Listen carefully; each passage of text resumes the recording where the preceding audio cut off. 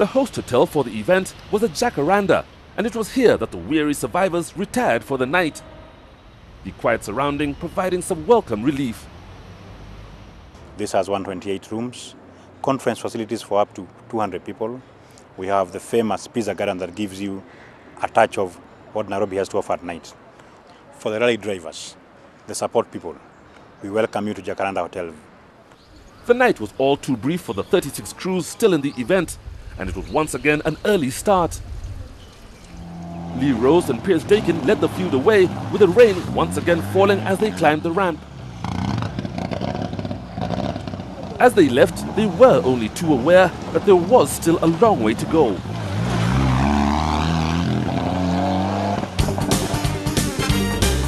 The route on the final leg of the rally comprised 2 sections that were repeated twice. Out of the total distance of 284 kilometers, 134 were competitive, with both stages being longer than any the previous day. The stages were to the south of Nairobi on the Kajiado Plains, where the roads are not so susceptible to the weather. Despite the early morning fog on the higher ground, it would be an easier day with the crews no longer facing a lottery, being able to get down to some real rallying. Although Lee Rose and Piers Dakin had a 2-minute lead, it was not enough for them to relax, and they set off to increase the cushion. They had already proved they were faster than the others, and it was just a case of driving sensibly. Although they didn't set the quickest times over the first loop, they gained another 3 minutes, extending their lead even further. We had a bit of a scare in the first one, in so much as on the top of the hills it was very misty, and we came over brow and there was a herd of cattle. Literally, they just appeared in the mist, and thankfully there was lots of room either side of the road, and we managed to leave the road and around the cattle and not get... Jamie Whyte and Phil Arkinall's lead in the ARC was reduced when both the rear shocks burst, forcing them off the pace. They still held on to second overall, but Chaga and Cavenagh were closing in fast behind them. First 20 k's was beautiful, it was nice, and then halfway through I hit a big jump and blew the back left and the back right. And the sad thing, I haven't got any spares because I didn't arrive from Belgium in time. So anyway, so 2 stages left, so I'm going to try to get to the end. Despite the disappointment of being forced out, the 2009 Safari winners Carl Tundo and Tim Jessup were now spectators and gave their full support to those still running. Baldev Chaga and Raju Semi had decided they had nothing to lose, and with the reward so high, were chasing for a podium place. The strategy paid off, and they were fastest through the 2 opening stages, dislodging Cavenagh for 3rd place.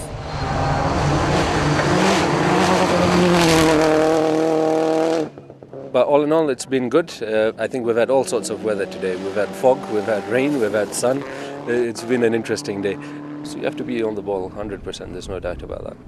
So your rally is not over yet? Nope, it ain't over till the fat lady sings. The rally was not going well for Alastair Cavenagh and Gavin Lawrence. At the start of the day, they had been penalised 20 seconds for booking into a control late.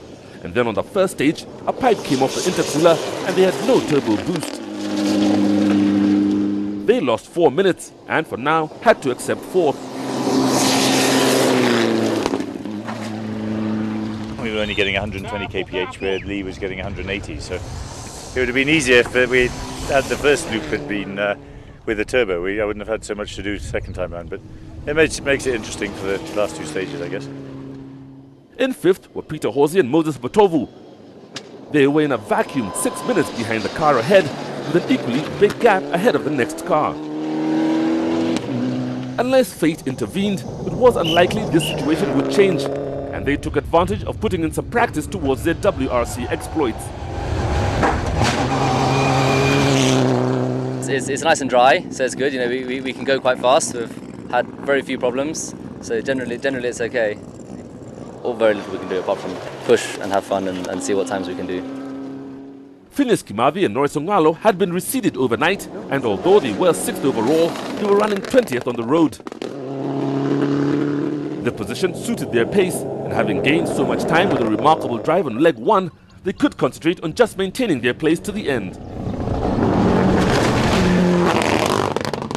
Is this the beginning of a return to rallying for you? I'll sit down and look at what it costs, and I see what I can afford, and come sometimes and have fun. All but 2 of the Kenya Division 1 drivers were in the top 10. Missing were Azar Anwar and Julius Gige, whose misfortunes of the previous day followed them into day 2. They punctured twice on the opening stage of the day, and with no more spares, were forced to drive carefully, dropping a further 2 places to 14. We had the tyre pressure slightly low for grip yesterday, and we ran with the same pressure today. We should have increased about 4 psi, and we paid dearly. This rally has been a disaster, and I can only blame myself.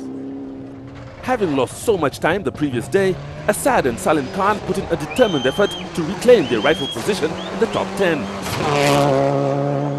They stormed through the stages, climbing 5 places up the leaderboard to 11th.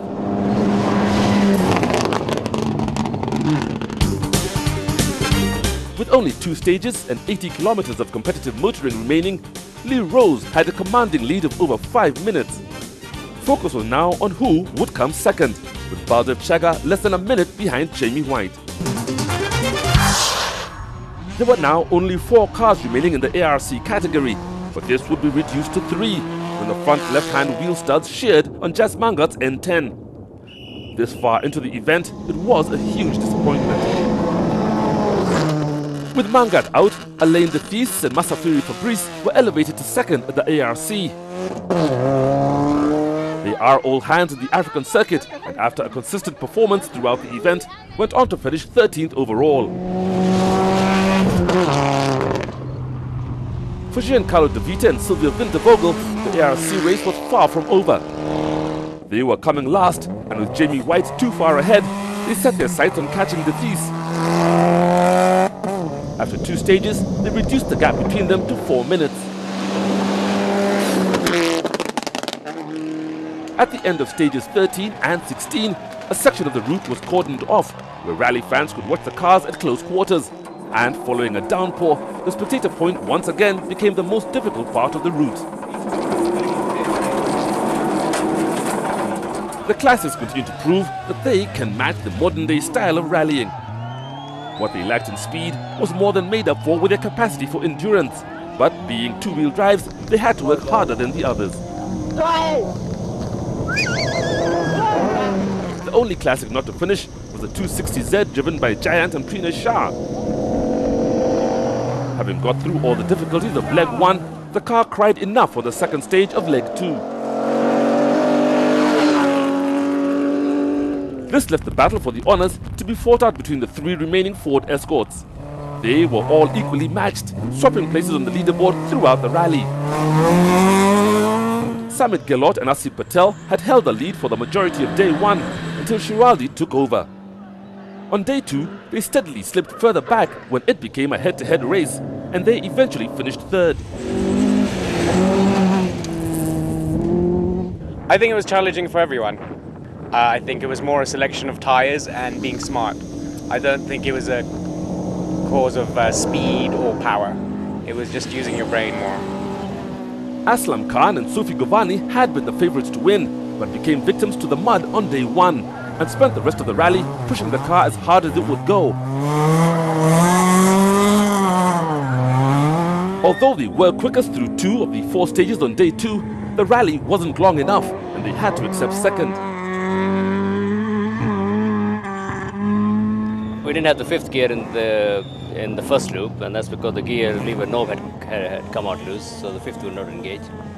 But other than that, car has got no problems. I'm really happy the clutch is holding on.